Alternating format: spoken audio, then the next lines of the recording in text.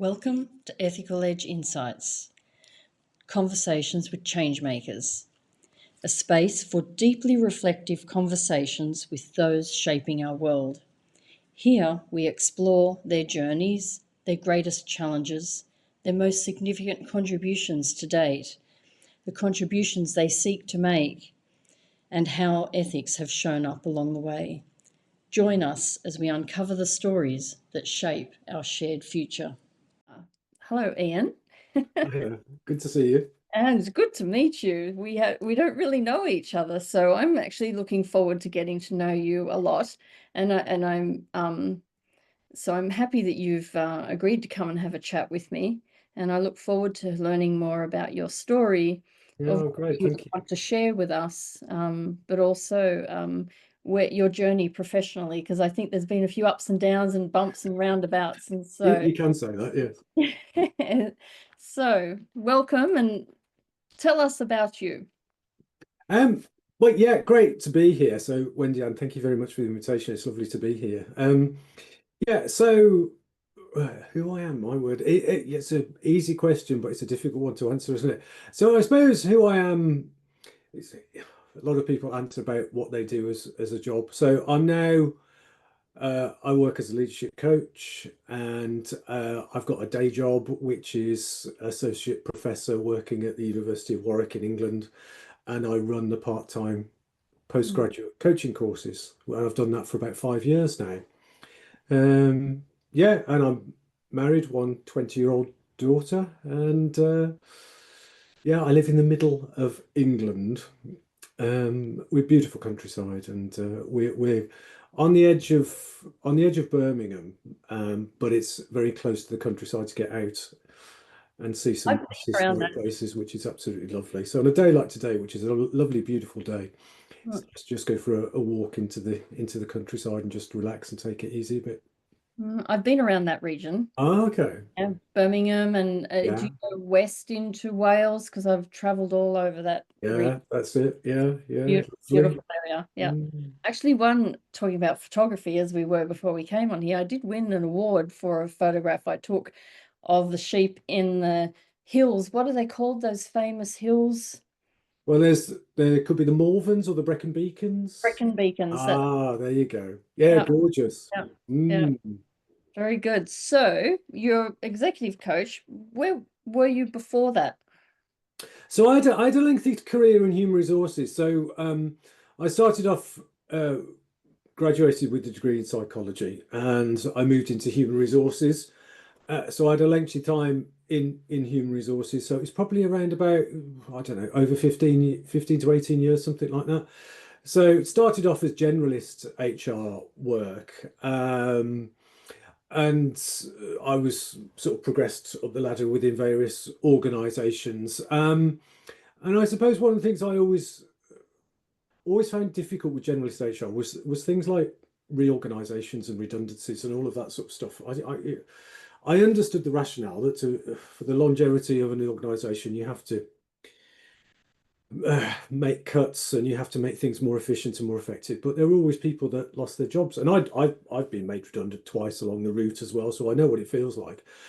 But yeah, it was always quite uncomfortable and unpleasant, and because I was in a generalist role, I did a lot of development as well, a lot of management development. So I was designing and delivering management development, and that was the bit that I sort of loved the most. It was always a positive side.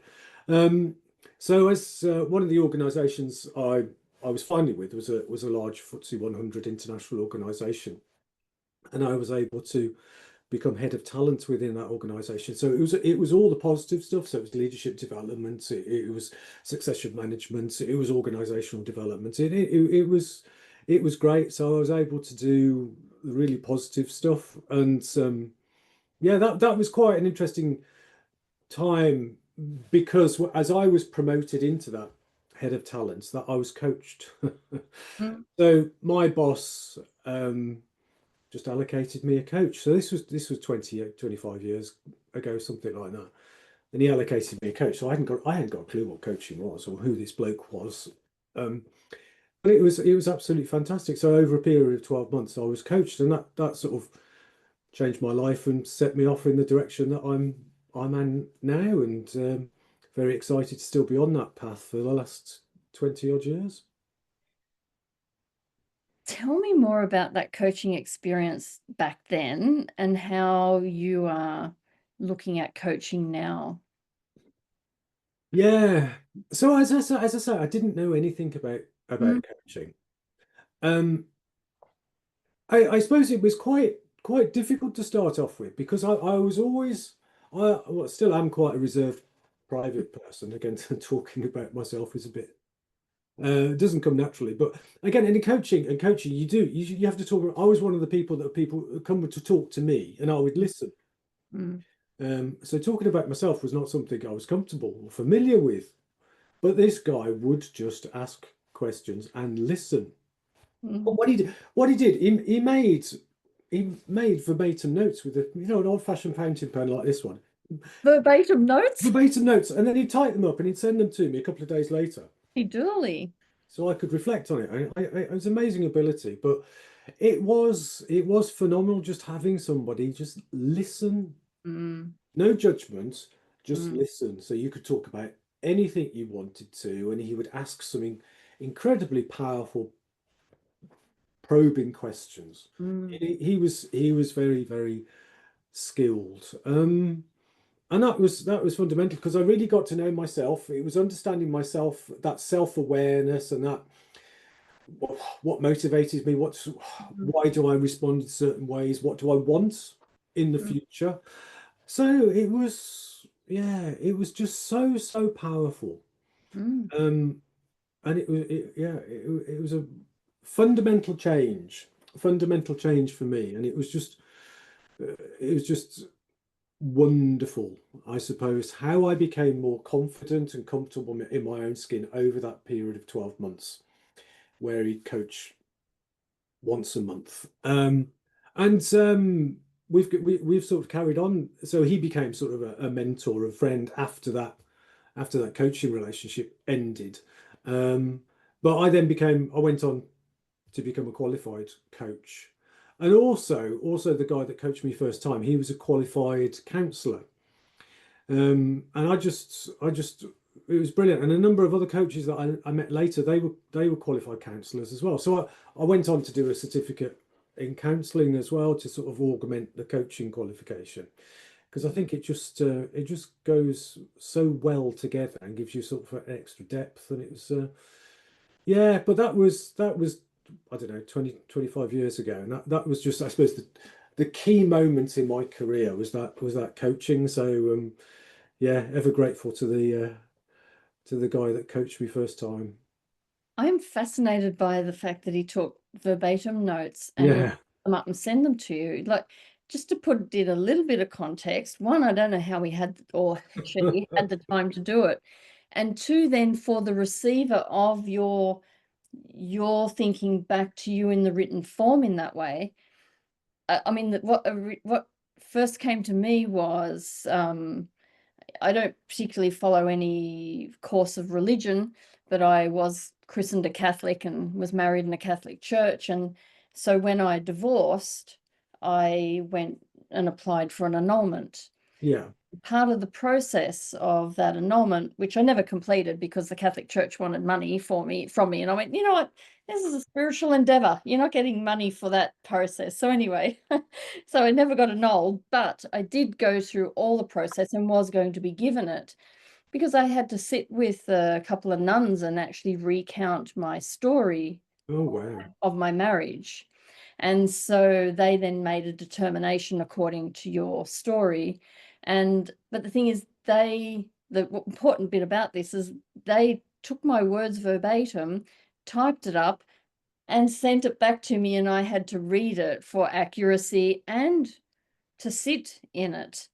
And it was really tough to sit in, really. Yeah. So, okay, so I know I'm talking about a marriage that wasn't a good one, sure, as opposed to maybe what you were reflecting on, but still, we still reflect on all this really hard stuff. And I just Yeah. imagine what that is like. Like, would And we do that's that? that's the thing, that reflection is so important, and it really does enable you to do that and seeing your words in black and white. Yeah, and just having that sort of space. because it's almost like sometimes things can come out automatically or semi-automatically, and it's almost like, did I really say that? Did I really think that? And you sort of just reflect back when you've got a quiet moment just to read Mhm. that through. But Hash it out a bit. Yeah. yeah, but now I sort of I teach the postgraduate coaching courses. I sort of talk about my experience, but I also talk about things. How do you take notes? What do you take notes? And we talk to that with the course participants, and it's almost like one of the things I try to do is encourage people to make eye contact. So you're looking at the person. You're not making notes.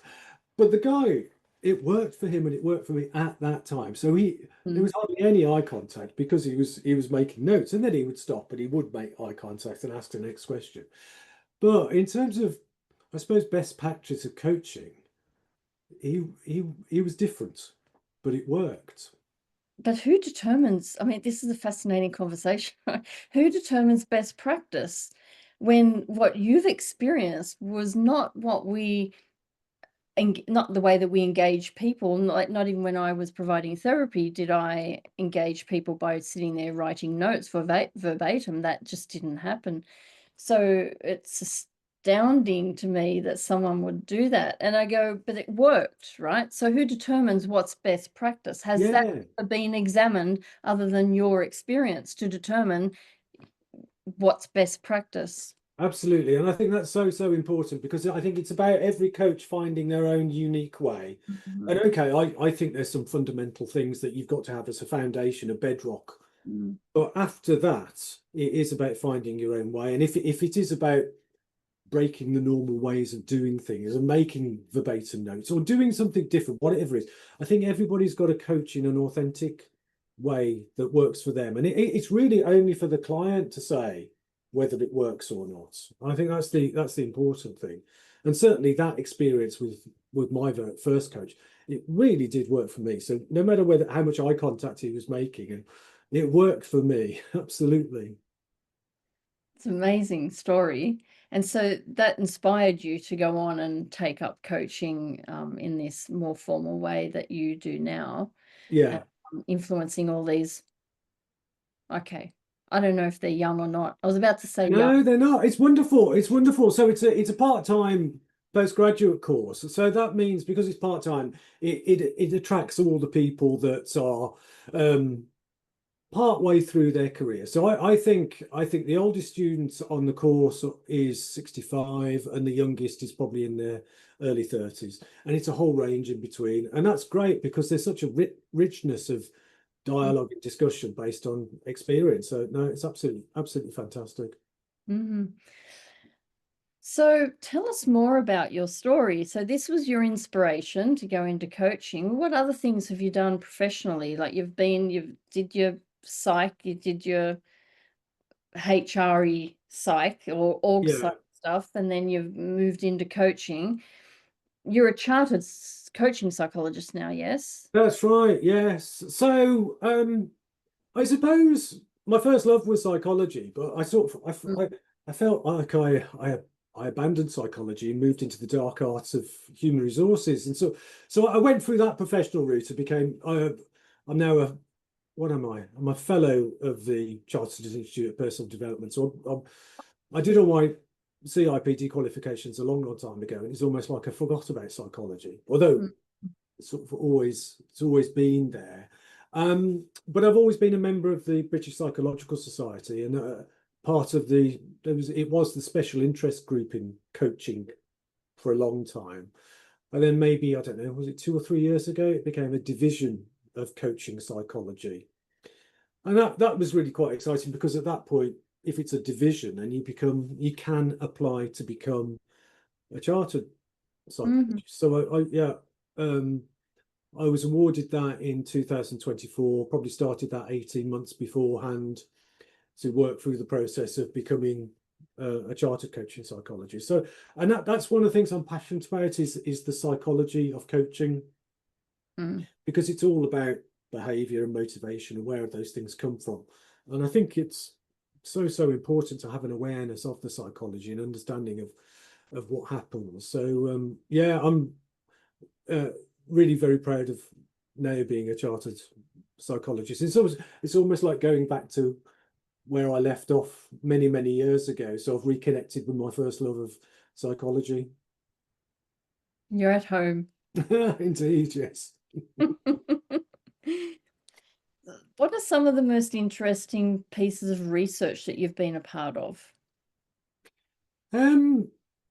Well, I don't do a lot of research because I'm sort of mainly, my contract is to teach, is to Oh, be the course director for the postgraduate coaching courses. But I do write, mm. but it's not the main area. And I wouldn't want to be a researcher. I want the practical, the privilege almost of helping people become great coaches, and I help the world be a better place through coaching. And so I don't do a lot of research. Having said that, I've done a couple of articles, I've done a couple of chapters for books, and I've got a new book coming out in October, which is The Coaching Leader. So that's about what do leaders need to do to apply coaching principles. And I think in the VUCA world, the volatile, uncertain, complex, and ambiguous, the VUCA world that we've got,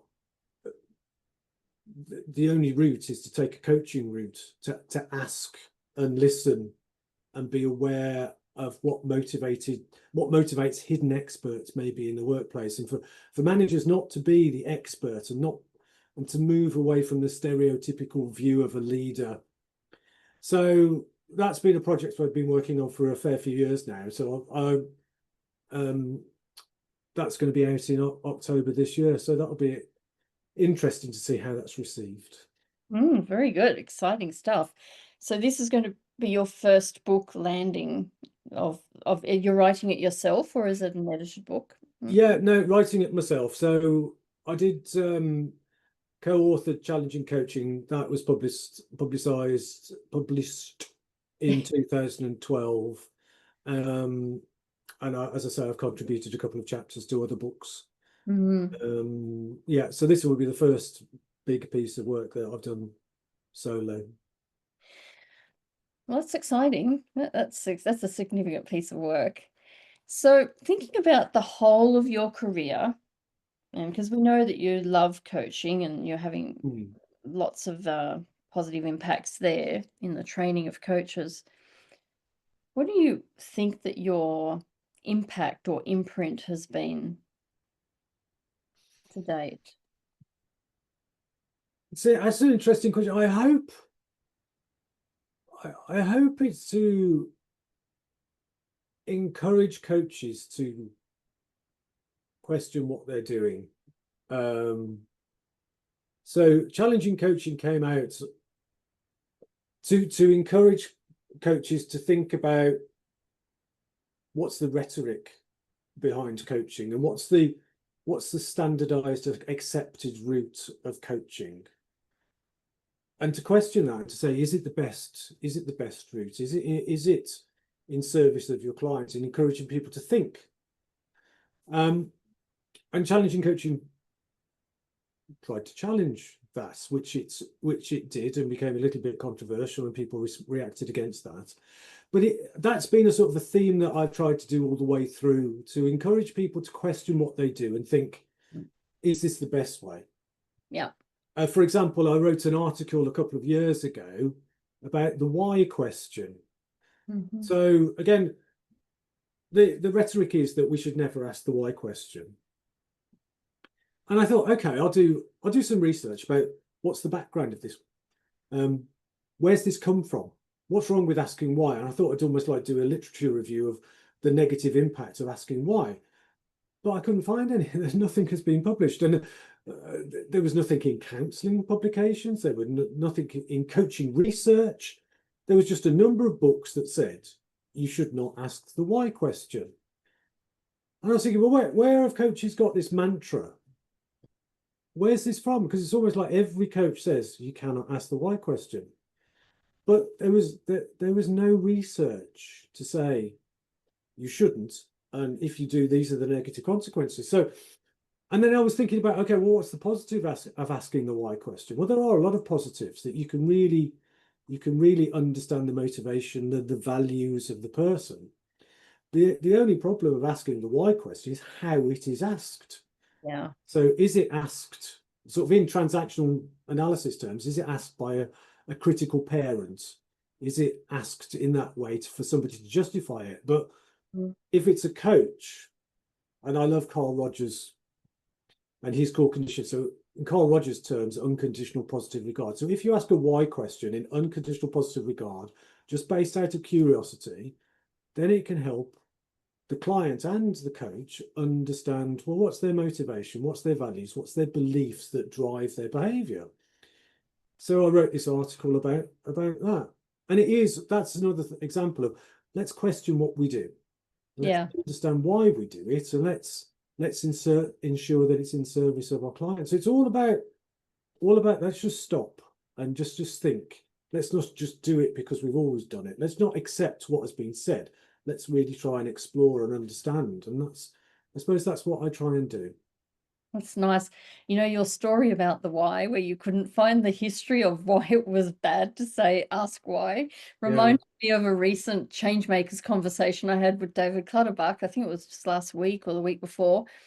And it's actually really funny, this story he said, because he has been someone who has intentionally said something publicly to prove a point, to go, has that person who said that to me, who said be careful what you say when you get to a certain status or Mm. well-known personality for saying things, be careful what you say, because just saying it will land. Yeah. And so he just kind of tested it out early in his career, and he said something in a talk and it had no evidence behind it. And he said he was astounded that he has seen many times across time that that statement has been made again and again and again, and no one's bothered to go and review it to see where it come from, other than he has said it. It's astounding. And that's the sort of the authority of those figures like Yeah. David Clutterbuck, because they're so authoritative because they've Yes. been around forever and they've published so much. Yeah. Yeah, they could say the world is flat, and because of that, people will believe it. But yeah, this is why we've got to be so careful of let's just question. Okay, is that a valid statement? Let's just, and it's not Yeah. about criticizing anyone. It's just No. understanding. Yeah, but it does highlight the responsibility that you have as an educator, that I have Yeah, doing whatever I'm doing, yeah, and everyone else, that we people have a responsibility. But yeah, absolutely.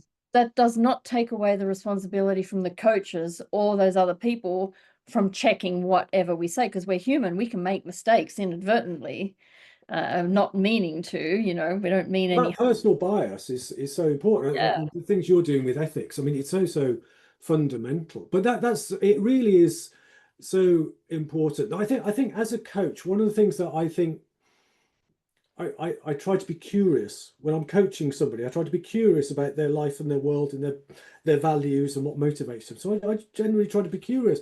And I think as coaches, we should do that about what we read about Mhm. coaching. So let's just be curious and think, oh, where does that come from? Why is Mhm. it like that?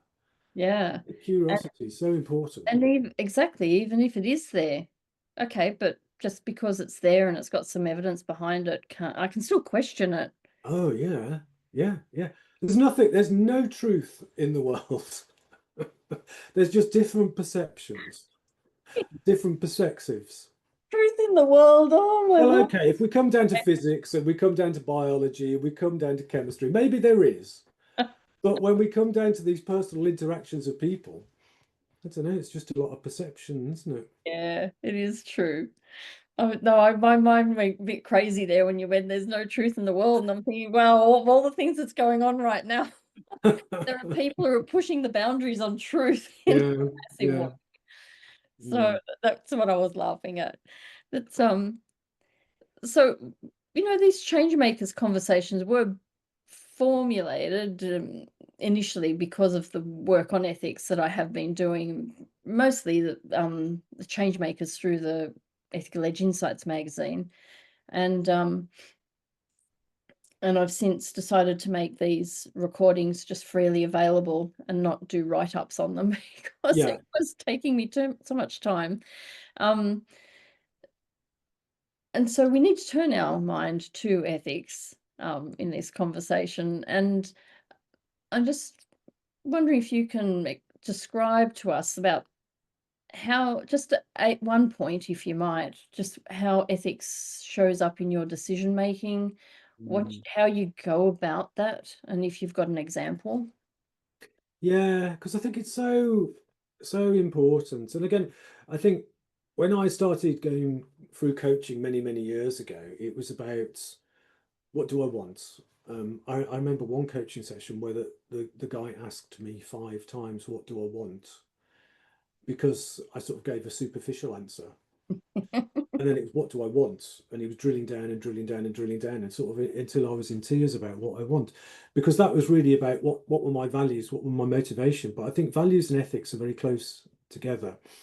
So it was, what's my ethical framework? What's my value framework? And how does that link together? And I do think ethics are so important, particularly we see it today more than ever in the social economic world, and what I watch on the BBC News, and yeah, it's a scary world, and you think, how can that be right? How can somebody in over there think that's ethically correct, and I'm feeling completely different? So ethics are so important, and it is that, I think one author, I can't remember, described it as a sort of internal compass that sort of is your sort of decision making. It guides the direction of your decisions, and it guides how you apply what you do in life and how you choose to do things. So it's so important. And with the coaching course, when I designed the courses, I established core modules that everybody has to study very early on, and one of those is ethics. And that is an essential core module. So everybody's got an understanding of the ethical framework and their own ethical framework, and the implications of that, how that impacts, and that awareness of personal bias and how that impacts the interaction with the client. It's so important.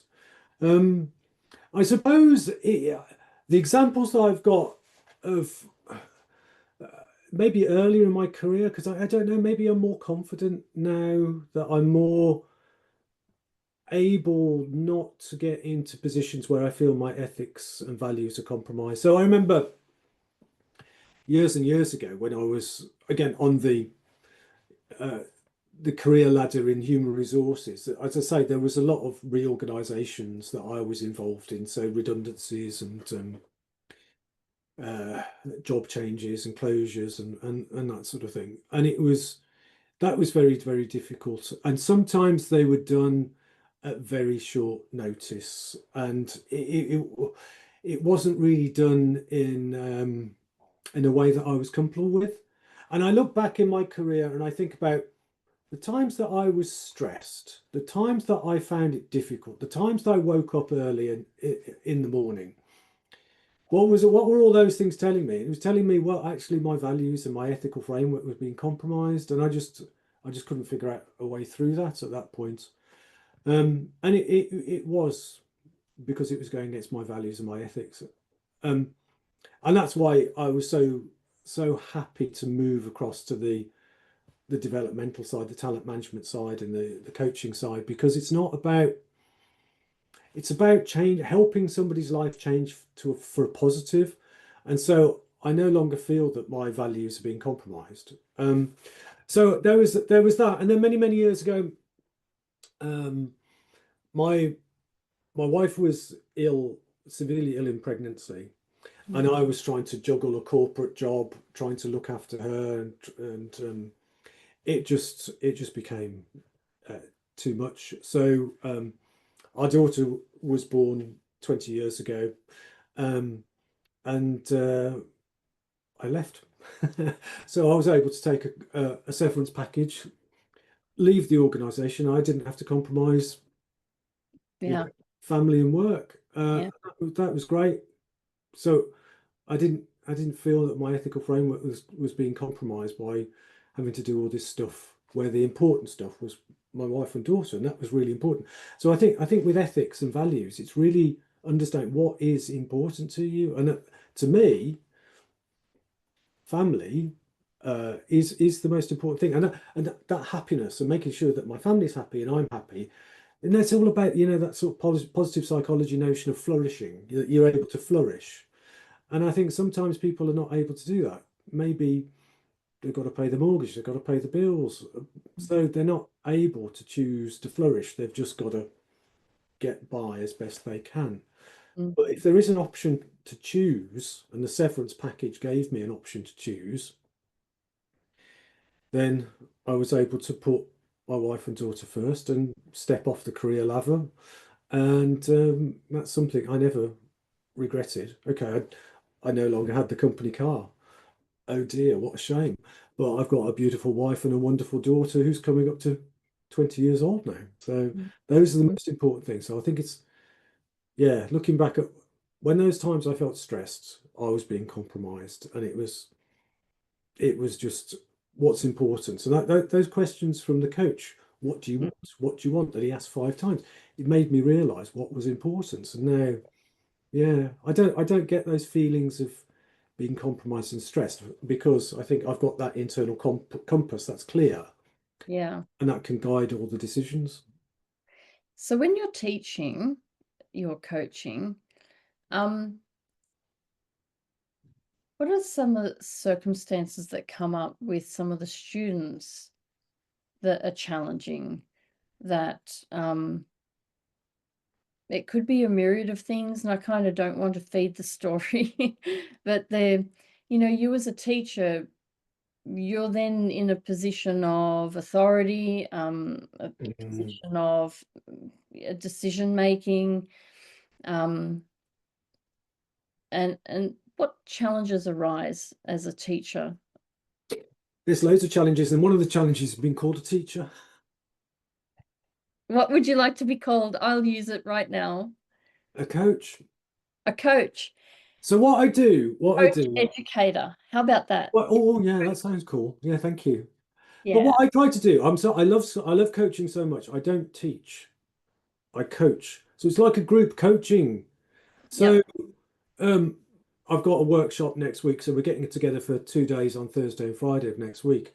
And one of the first things I'll say is, what do you want to do for the next 2 days? What do you want to achieve by the end of the 2 days? So it's very much a coaching approach. So I don't get out my 44 PowerPoints and 1, 2, 3, 4. No, it's much more of a coaching conversation. So there's slides, of course, that I can show, but we Mm. could go in completely different directions. So it's about role modeling that coaching approach. So I don't stand in lecture theatres. I don't stand at all. We sit together. We sit in a semicircle with no desks, and we try and sit. We are all equal experts in this coaching room. And it is a coaching, it's not a classroom, it's a coaching room. And we're going to learn together because they're experts, they're experienced people. So I'm going to learn from them as much as they may learn from me, but they're more likely to learn from each other. And that's the Mm. joy of it. So, yeah, being called a teacher is not, oh no, that's the greatest challenge, because I've never thought myself as an expert. It's Mhm. almost like all I do is try to ask questions to encourage people to be curious and to explore. And okay, I might curate material for them to go and explore, but that's all I want to do. Mhm. So Mhm. being a teacher, and having that notion of a teacher having power, that's really dangerous. That really is dangerous. That you're a teacher and you're seen as an expert and you've got power about what is told.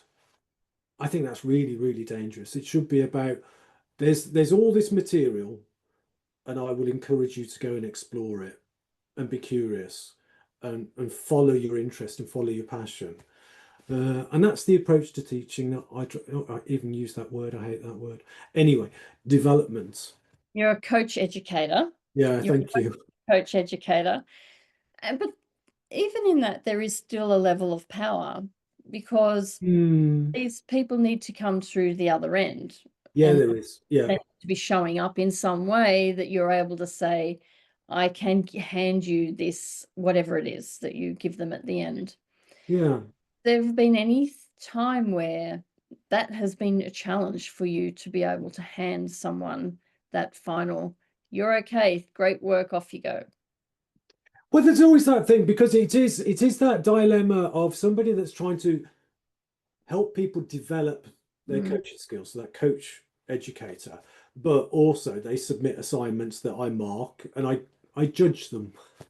I judge them at getting 68% or 54% or 98%, whatever it is. There's a judgment that, and okay, we have obviously mark Rubik's. matrices and all of that sort of stuff, and the marks are moderated, so they're double checked. So there's all that safeguarding that takes place. But yeah, it is that challenge that there is a judgment that takes place. So the power is really there, but it's almost like an awareness of that.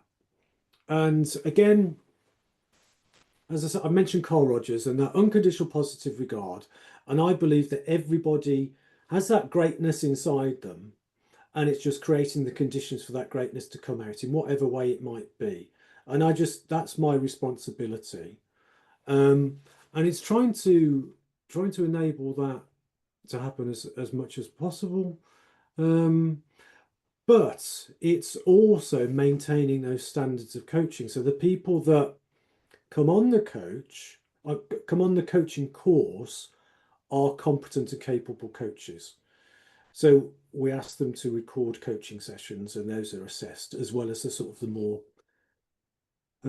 traditional academic assignments where they write about a case study or an example and back it up with research and whatever. So it is about making sure that they're capable and competent coaches when they leave the course, and it's balancing that. But again, it's taking a coaching approach. So if somebody is not quite there, it's taking a coaching approach on a one-to-one basis to try and understand where they're at and what they need and how they can be helped in terms of developing their skills and knowledge and expertise to be a safe and competent coach that can serve their clients in the best possible way. Because over the years, I've seen a lot of coaches that call themselves coaches, and they're really not very good. And I would be worried about anybody sat in front of them. So there is a duty of care to ensure that anybody that studies on the course and graduates from the course is a very skilled and competent coach, and that thankfully has happened all the way through so far. And this is something I find really interesting about coaching, that I wonder, has anyone ever failed? Well, I'm using pretty hard language there, but they haven't been deemed to be the standard that's going to let you say, okay, you're good, off you go, have fun practicing.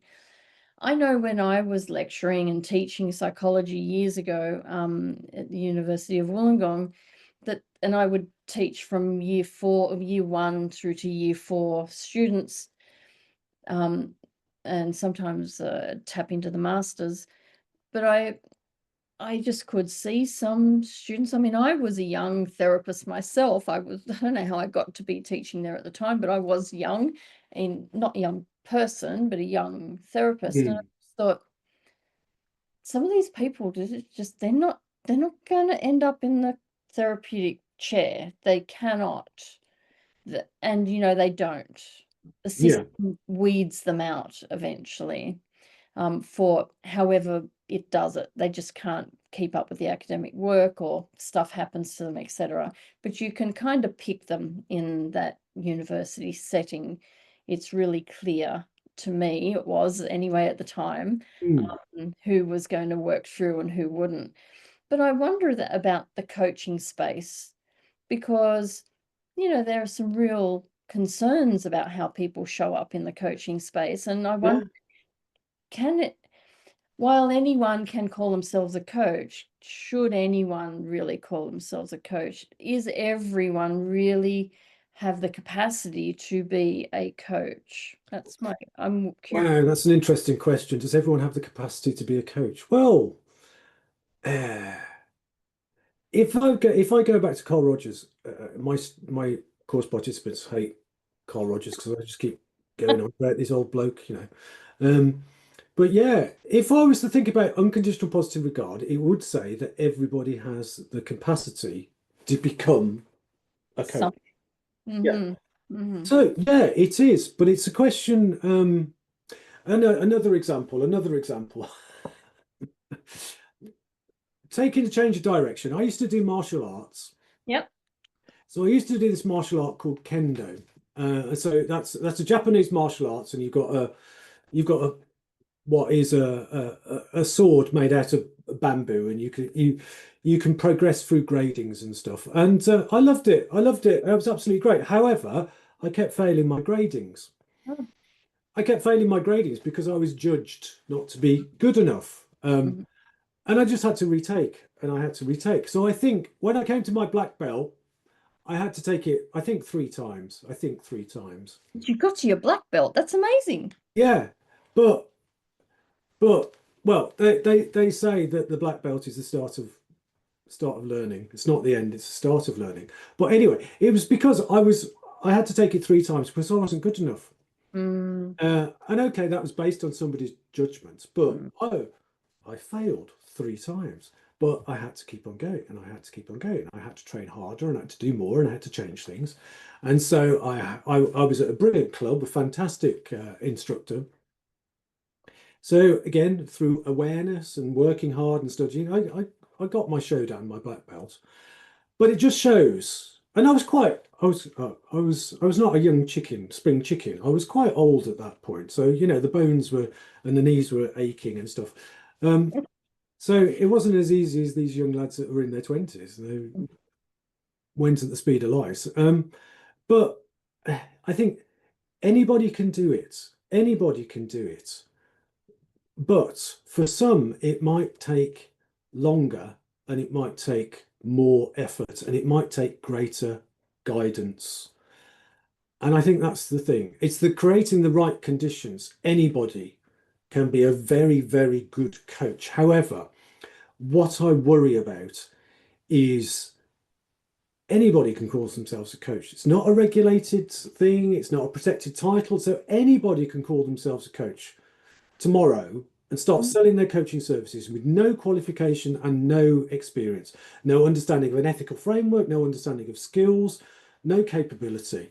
And that I am really worried about. So that's the thing. That's the thing. I think everybody has the potential to become a coach, but it worries me that anybody can call themselves a coach with no credibility behind them. Mm. Yeah, it is a concern, that one. Anybody can call themselves a coach, but with more effort, anyone can become a coach. And that effort then requires time and money and someone to believe in them as well as themselves. Yeah, yeah, yeah. And it's that desire, I suppose it's that desire to be better. So that's one of the things I've been working in coaching for 20 odd years. And I'm always learning and always trying to be better. And that's the thing. If you are a coach and you always want to be better, I want to know more. I want my skills to be better than they currently are. That's great. And yeah, I think that's an important factor that you always want to be better than you currently are. Do you think this is something that coaches, or at least students to your program, arrive at, or is this something that they leave with? Well, it depends on the individual. I think by the time they've finished the course, I've completely indoctrinated them.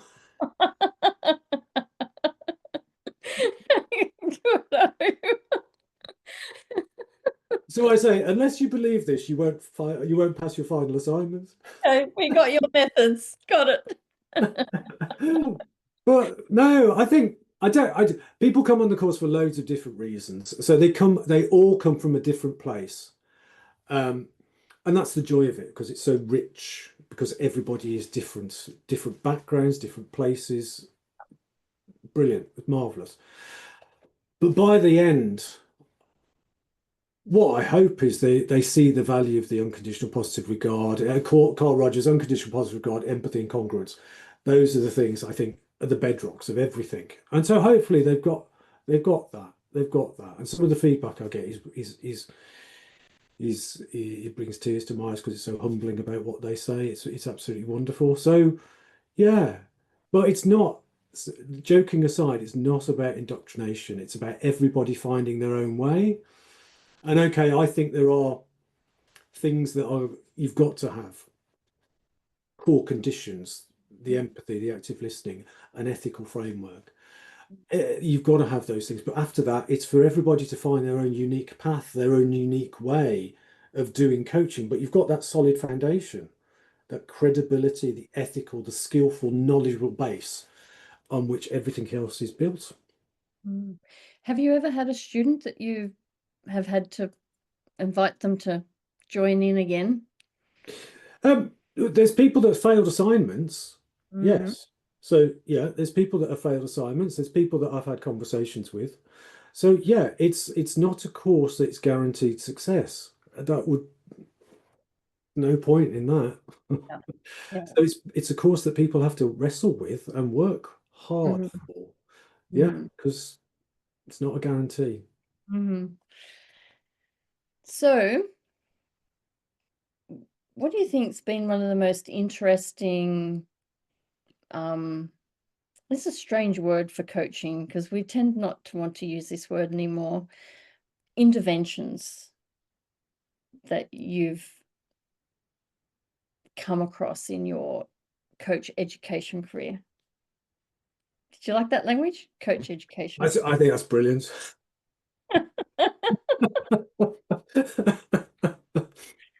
Well, I do go back to the why question because I think if it comes from the right place, it is incredibly powerful. Mm. Okay, good. And I just think it's that simple. It's not, it doesn't get more complicated than that. Again, I go back to when the guy that coached me first time round is what do you want? What do you want? What do you really want? And went on that 5 times. But it was so powerful. But that what do you want? It was the what question, but it was really the why question because it was drilling down relentlessly into my values. Why is it important to you? What do you want? Why is it important? And so I think that why question,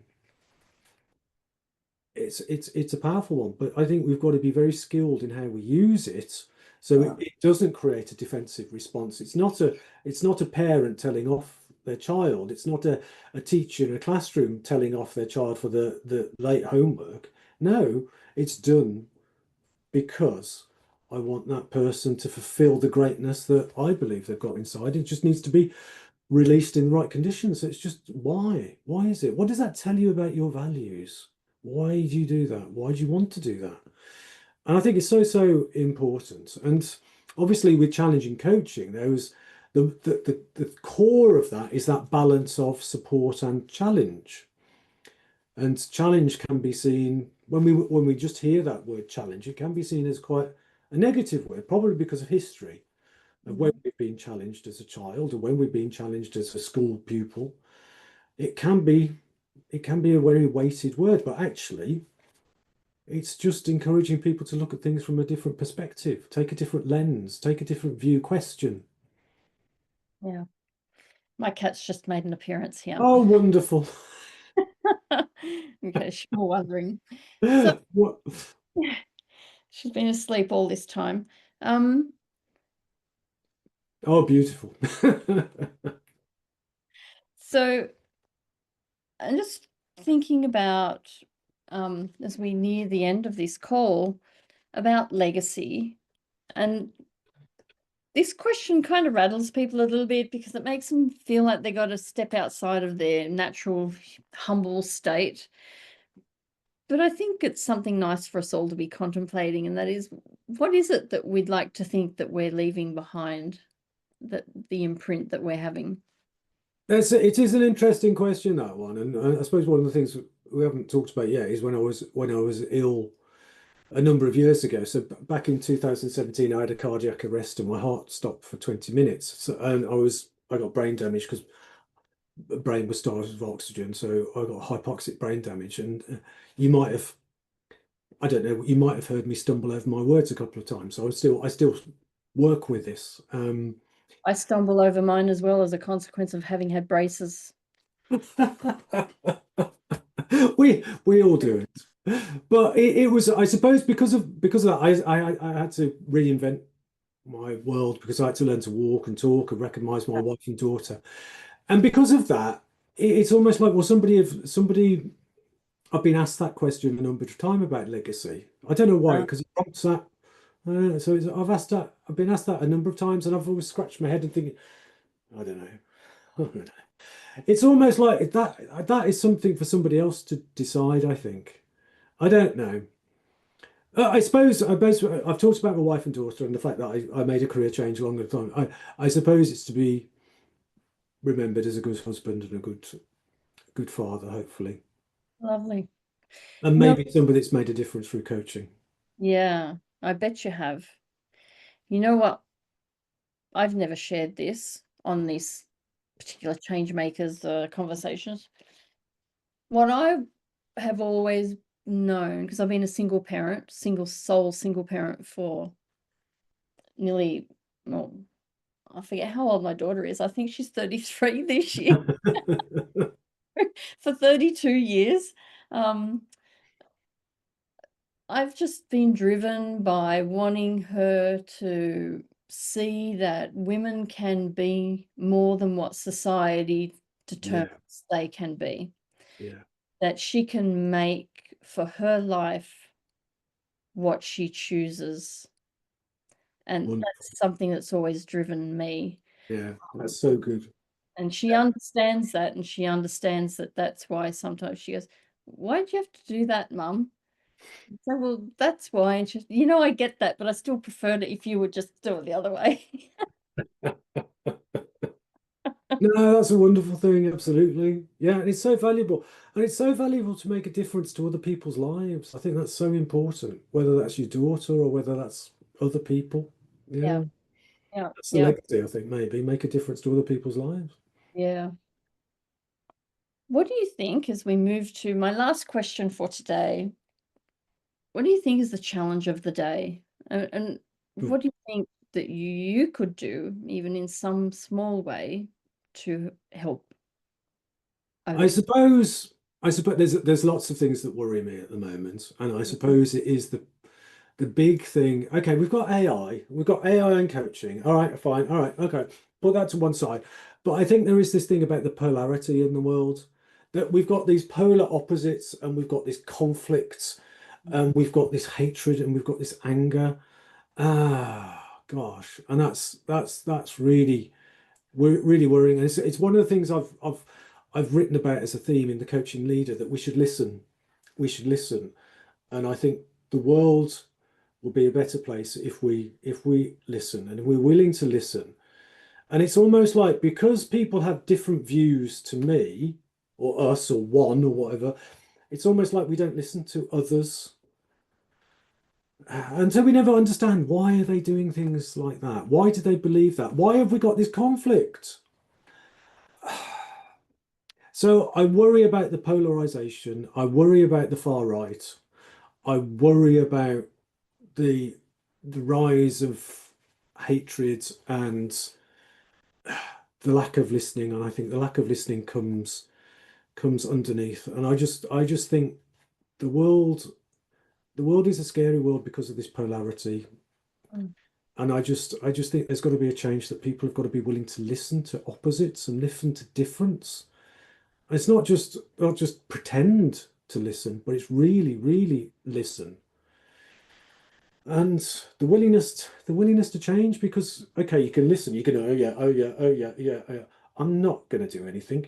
That's just, you've got to listen with the willingness to change, because the other people might be more right than you.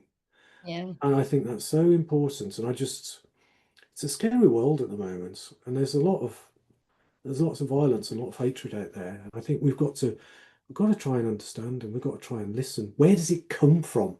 So what do we do to prevent the violence?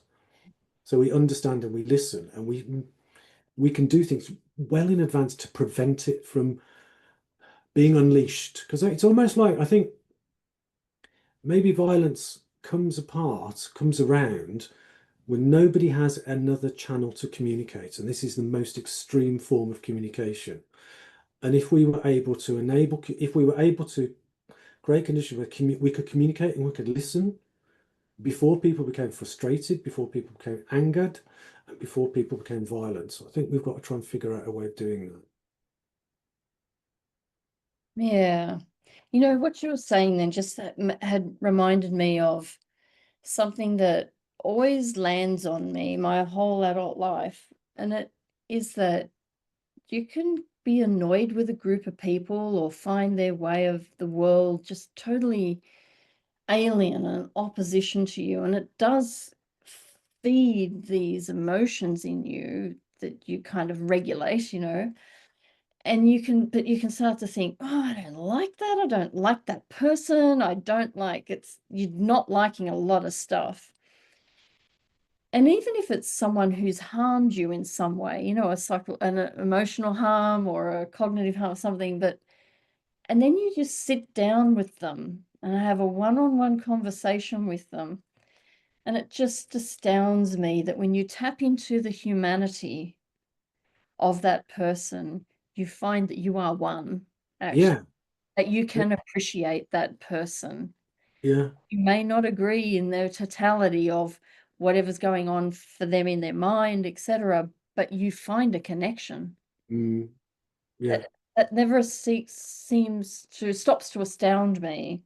And it's so important to understand, to find that connection and understand what's driving their behavior. Mhm, It's mhm, so important. mhm. Ian, thank you so much. Is there any last word you'd like to leave us with as we close out now?